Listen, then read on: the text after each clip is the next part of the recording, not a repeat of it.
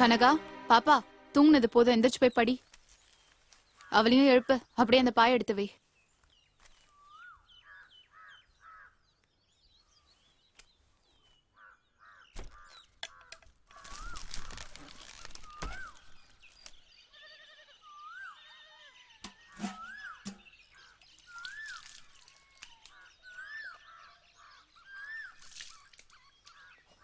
ஸ்னேகா எந்திரி. நீ இப்படியே படுத்திருந்தன்னா அம்மா கிட்ட அடி வாங்குவ.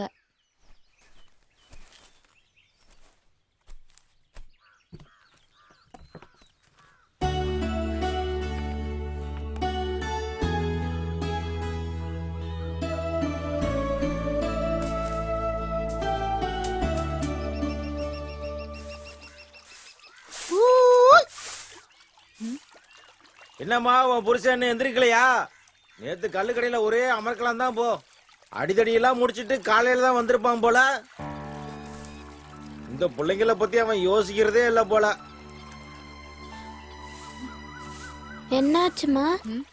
உங்க அப்பனோட பெருமை தான். சும்மா வந்து கேள்வி கேட்காம முதல்ல போய் படிக்கிற வேலையை பாரு.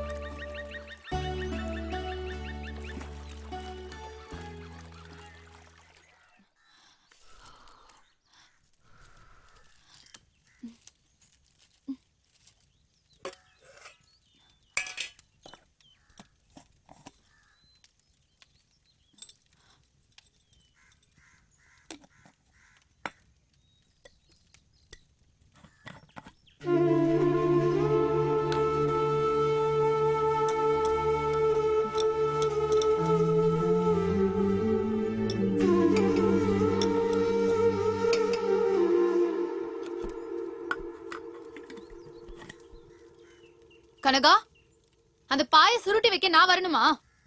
திமிர பிடிச்சதுங்க.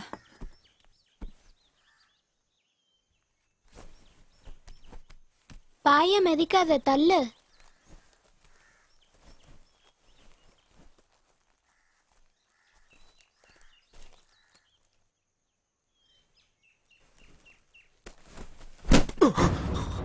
பீடைங்களா, அமைதியா இருக்கிறது இல்ல?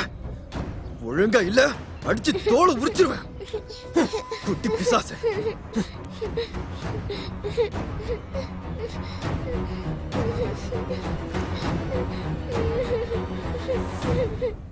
சரி, நீ அல்லாத. பேசாம இரு, இல்லன்னா நானும் 2 குடுப்பேன்.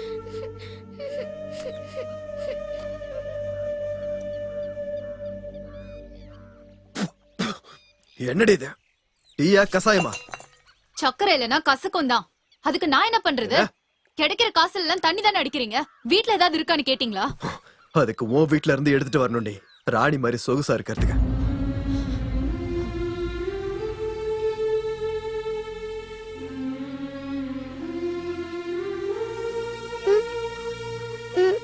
நல்லா வாங்குனல்ல, என்னத்த வேடிக்கை பாக்குற? குளிச்சிட்டு கிளம்புற வழிய பாரு.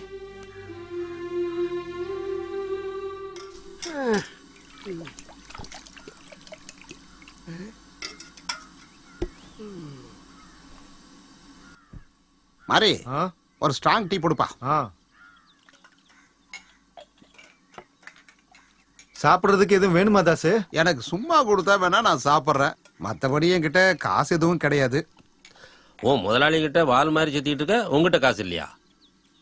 திறமசாலியா இருந்தா நீ சொல்றது சரி. எனக்கு தான் எந்த திறமையும் கிடையாது. நான் ஒரு அப்பாவி.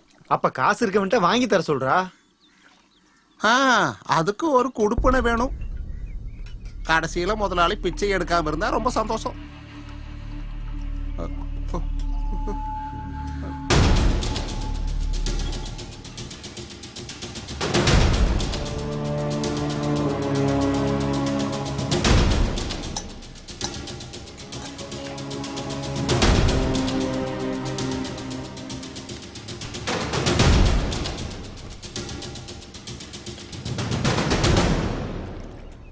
எதுக்காக உன் முதலாளி இந்த மாதிரி ஆளெல்லாம் வேலைக்கு வச்சிருக்காரு? ஒரு நாள் இல்லாட்டி ஒரு நாள் கண்டிப்பா அவரோட சேரல இவன் உட்காருவான். அன்னைக்கு தான் அவருக்கு புத்தி வரும். நீங்களும் பார்க்கத்தானே போறீங்க. கொஞ்சம் ஒழுங்கா நிக்கிறியா? ஆ மா, எக்ஸாம் ஃபீஸ் எல்லாரும் கட்டிட்டாங்க. இன்னும் நான் மட்டும்தான் கட்டல. குடுக்கலாம்டா. அப்பா கிட்ட கேட்டா படிக்க வேணாம்னு சொல்லுவாரு. அப்புறம் எப்படி? உடைச்சிட்டா. உனக்கு விளையாட வேற எதுவும் கிடைக்கலையா? எது கிடைச்சாலும் உடைச்சிருவா. போட்டேன். வேணாமா.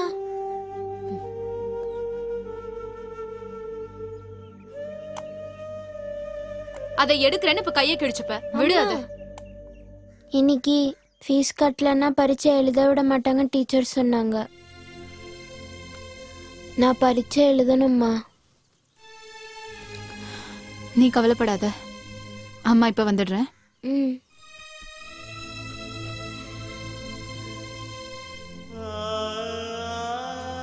பரவாயில்ல, நம்ம இன்னொன்னு வாங்கிக்கலாம்.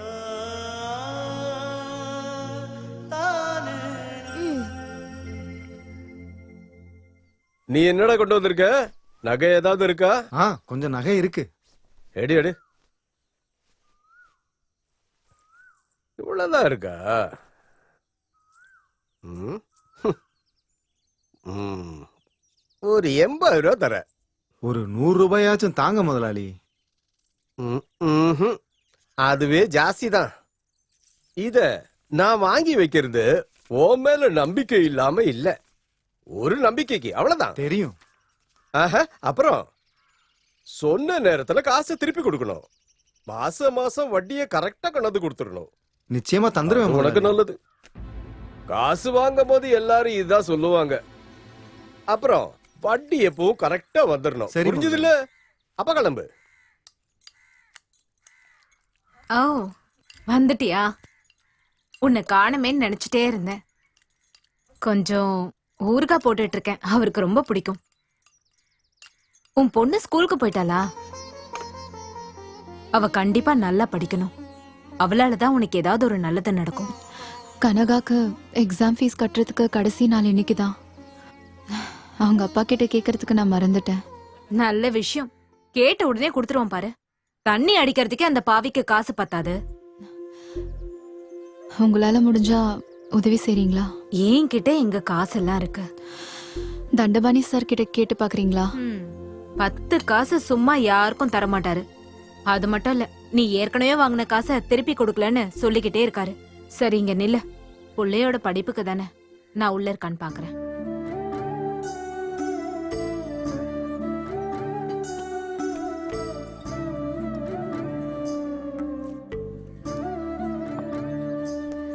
அவர்கிட்ட அடிக்கடி கேட்பேன், யாருக்காக தான் இப்படி சம்பாதிக்கிறீங்கன்னு. இதையெல்லாம் அனுபவிக்கிறதுக்கு ஒரு குழந்தை எங்களுக்கு இல்ல. குழந்தைங்க விஷயத்திலயாவது கொஞ்சம் அக்கறையோட இருக்கணும்னு கார்த்திக் கிட்ட சொல்லலாம்ல. ஓரளவுக்காவது கொஞ்சம் தைரியமா பேச.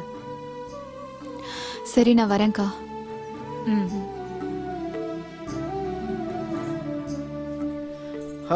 அப்ப அந்த பொண்ணு காசு வாங்க தான் வந்தாளா?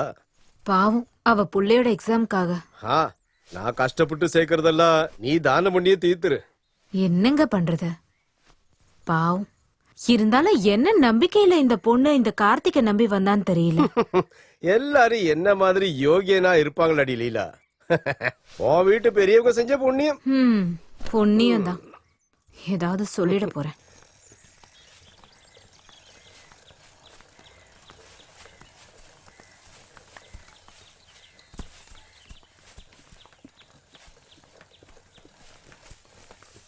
இன்னைக்கு கொஞ்சம் சீக்கிரமாவே போயிடலாம். ஏய், பொம்பளைய பார்த்து வழியாம வேலையை பாடுறா.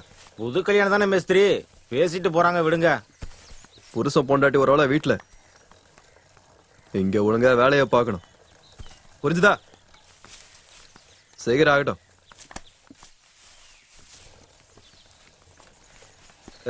இது கொண்டாங்க போய். மேஸ்திரிக்கு மனசுல முதலாளின்னு நினைப்பு. நம்ம இங்க சரியில்லைங்கிறதுனால தானே அவன் இங்க அதிகாரம் பண்ணிட்டு இருக்கிறான். ஒழுங்கா போய் வேலையா பாரு, இல்லன்னா அவன் அசிங்க அசிங்கமா திட்டுவான்.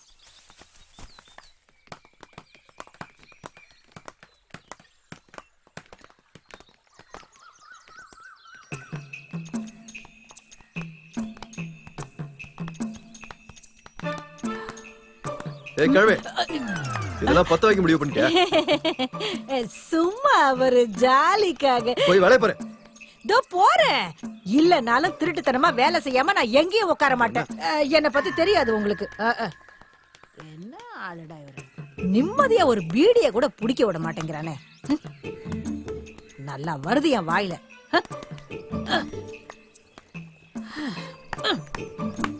என்னக்கா ரொம்ப கோவமா இருக்கீங்க? இப்படியே நைஸா உட்கார்ந்துகிட்டு இருப்பாங்க. வேலை செய்யறதுக்கு மட்டும்தான் நாம சும்மாவே உட்கார்ந்து சம்பளம் வாங்கிட்டு போயிருவாங்க. இந்த அம்மா பெரிய வேலைக்காரி. இங்க பாரு, நானும் நல்லா வேலை பார்த்துட்டு தான் கூலி வாங்குறேன். உன்னை பார்த்தாலே தெரியுதே. அதெல்லாம் ஒண்ணும் இல்லக்கா, நேத்து குடிச்ச சாராயத்தோட வாசனையே போயிருக்காது, அதான். நல்லா கேப்ப. அப்புறம் தினமும் ஓ புருஷன் சாராயம் வாங்கி கொடுத்தாடி நான் குடிக்கிறேன். இங்க பாரு, ஏடா கூடமா பேசினீன்னா வயசெல்லாம் நான் பார்க்க மாட்டேன். நீ வேற சும்மா பேசிட்டு இருக்க. போய் மூஞ்சிலேயே 2 போடு. அதான் செய்யணும். வாடி, வா, எழுந்து வா. வாடி, உன் மண்டைய உடைக்கிறேன். வாடி, வா சொல்றேன். ஏய், என்னங்க பிரச்சனை? என்ன பார்த்தாலே இவளுங்களுக்கு என்னமோ நாக்கெல்லாம் நமனமான அரிக்குது போல இருக்கு. உனக்கு கொண்டு போட்டுருவோம் பாத்துக்க. பேசாம இருந்து ஒழுங்கா வேலையை பாரு. சத்தம் கிட்ட போட்டீங்கன்னா செவுல பேத்து விட்டுருவேன். அப்படி சொல்லுங்க மேஸ்திரி. சும்மா மத்தவங்கள பத்தி குறை சொல்லியே ஒரு வேலையும் செய்யாம இவளுங்க கூலி வாங்குறாங்க. போதும் போதும், நான் சொன்னது உனக்கெல்லாம் சேர்த்துதான். எங்க வர்றதுக்கு லேட் ஆயிடுச்சு, போய் வேலைய பாக்கட்டா? இதுவே ஒரு பழக்கம்னா கஷ்டம்தான். ஆ, நின்னு சின்னங்காம போடி. அதென்ன மேஸ்திரி, இவளுக்கு மட்டும் புதுசு புதுசா சட்டம் போடுறீங்க? அம்மா மாதிரி தானே பொண்ணு இருப்பா. ஆம்பளைங்களை மயக்க சொல்லியா தரணும்? ஆமாண்டி, என் பொண்ணு அப்படித்தான். அவளுக்கு நல்ல கலர் இருக்கு, திறமை இருக்கு. அத பார்த்து நீ போறாம போட்டு என்ன பண்ண போற? அதுவும் இந்த வயசுல இவ கண்ணை புடுங்கி உழப்புல போட.